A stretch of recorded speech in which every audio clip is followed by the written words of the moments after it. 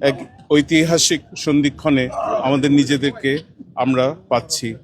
এখানে যাদেরকে দেখছেন আমরা প্রত্যেকেই কোনো না কোনোভাবে এই অন্তর্বর্তীকালীন সরকারের সহযোগিতায় আমরা তাদের এইডে এবং স্টেক হোল্ডার হিসেবে আমরা কিন্তু কালেকটিভভাবে আমরা এই সচিবালয়ে আমাদের প্রাপ্তি হয়েছে। ২৬ বছরের যাত্রা, কিন্তু এটি এখানে শেষ হলো না।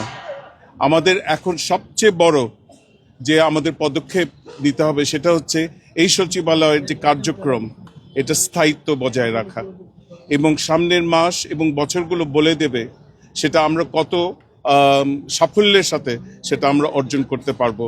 একটা জিনিস হয়েছে, এখন কিন্তু এই যে ক্ষমতা, আমাদের সাংবিধানিক ক্ষমতা, বিচার কার্য পরিচালনা করা এবং বিচার ব্যবস্থা পরিচালনা করা, সেটা কিন্তু সব কিছু কনসেন্ট্রেটেড হয়ে গেল সুপ্রিম কোর্টের কাছে। এটা সাফল্য যতটা আমাদের অর্জন হবে, এটার ব্যর্থতাও কিন্তু আমাদের মেনে নিতে হবে।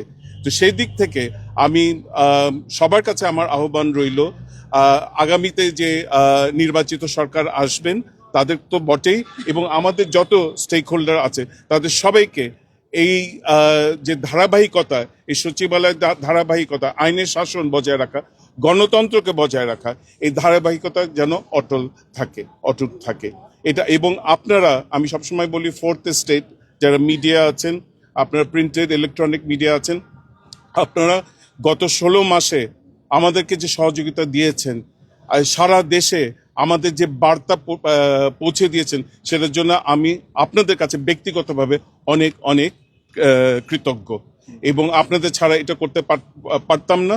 এবং এই সামনের যাত্রাটাও আপনারা আশা করি আমাদের পাশে থাকবেন, এই আশা করি আজকের এই শুভ সূচনা হচ্ছে। এবং আমাদের দেখবেন আমাদের কার্যক্রম এরপরে প্রতিদিন কিছু না কিছু হচ্ছে। 2টো কমিটি অলরেডি গঠন করা হয়েছে, এবং এই কার্যক্রম এখন প্রতিদিন প্রক্রিয়াধীন থাকলো। আপনার